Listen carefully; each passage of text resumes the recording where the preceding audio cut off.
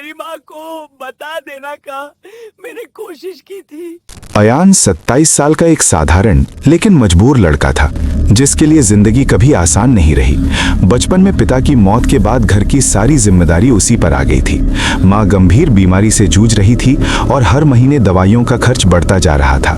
इसलिए दिन में वो डिलीवरी का काम करता और रात में खतरनाक जगहों की वीडियो शूट करके छोटे यूट्यूब चैनलों को बेचता था, क्योंकि वही एक तरीका था जिससे वो जल्दी पैसे कमा सकता था।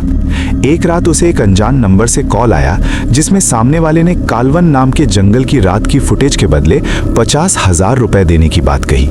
ये नाम सुनते ही अयान का दिल तेज धड़कने लगा, क्योंकि उसके गांव में ये जंगल मौत का पर्याय माना जाता था। लोग कहते थे कि सूरज ढलने के बाद वहां रुकना मना है, क्योंकि वहां कुछ ऐसा है जो इंसान की आवाज पहचान लेता है। लेकिन पैसों की मजबूरी और मां के इलाज की चिंता ने उसके डर को दबा दिया। उसने अपने दोस्त राहुल को साथ चलने के लिए मनाया।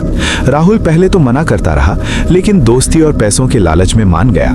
जंगल में घुसने से पहले गांव के एक बूढ़े ने उन्हें रोककर कहा कि अगर वहां कोई तुम्हारा नाम लेकर बुलाए तो कभी पीछे मुड़कर मत देखना। अगर वहाँ कोई तुम्हारा नाम लेकर बुलाए तो कभी पीछे मुड़कर मत देखना, क्योंकि जो पलटता है वही वापस नहीं आता। रात के करीब 11:40 पर दोनों कैमरा और टॉर्च लेकर जंगल में दाखिल हुए। चारों तरफ घना अंधेरा और सन्नाटा ऐसा था कि अपनी ही सांसों की आवाज डराने लगी। कैमरा ऑन था और रिकॉर्डिंग चालू थी, तभी माइक्रोफोन में किसी के धीरे धीरे सांस लेने की आवाज आने लगी। राहुल घबरा गया, लेकिन अयान ने खुद को संभालते हुए कहा कि शायद हवा होगी। कुछ कदम आगे बढ़ते ही अचानक सूखी टहनी टूटने की आवाज आई और ऐसा लगा जैसे कोई उनके आसपास घूम रहा हो। रात के 12:17 पर अचानक जंगल की गहराई से एक आवाज आई, जिसने साफ साफ अयान का नाम लिया।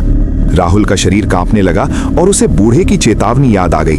लेकिन तभी वही आवाज और पास से आई और फुसफुसाते हुए बोली, पीछे देखो। अयान ने डर और जिज्ञासा में पीछे मुड़कर देख लिया और उसी पल कैमरे में काली परछाई कैद हो गई, जिसकी कोई आंखें नहीं थीं, लेकिन ऐसा महसूस हो रहा था जैसे वो सीधे आत्मा में झांक रही हो। राहुल चीख पड़ा और दोनों जान बचाकर भागने लगे। लेकिन जंगल अब पहले जैसा नहीं था। रास्ते बदल रहे थे, पेड़ झुकते और हिलते दिख रहे थे और हर दिशा से अजीब फुसफुसाहट गूंज रही थी। दौड़ते दौड़ते राहुल का पैर फिसल गया और वो जमीन पर गिर पड़ा। तभी किसी अनदेखी ताकत ने उसका पैर पकड़ लिया। राहुल रोते हुए अयान से बोला, मेरी माँ को बता देना का मैंने कोशिश की थी।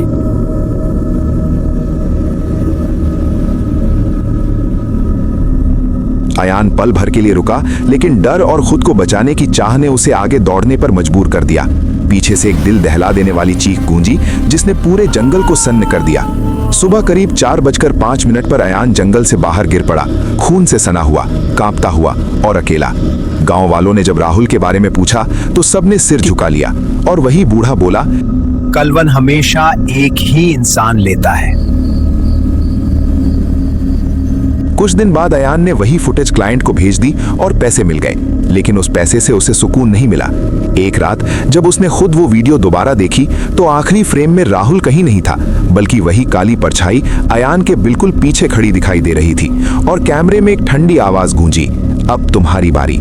आज अयान जिंदा है, लेकिन हर रात उसे लगता है कोई उसके कान के पास सांस ले रहा है, कोई उसका नाम फुसफुसा कर बुला रहा है। और अब वो कभी पीछे मुड़कर नहीं देखता, क्योंकि उसे पता है कि जिस दिन वो पलटा उस दिन कालवन उसे भी पूरा नहीं लौटने देगा।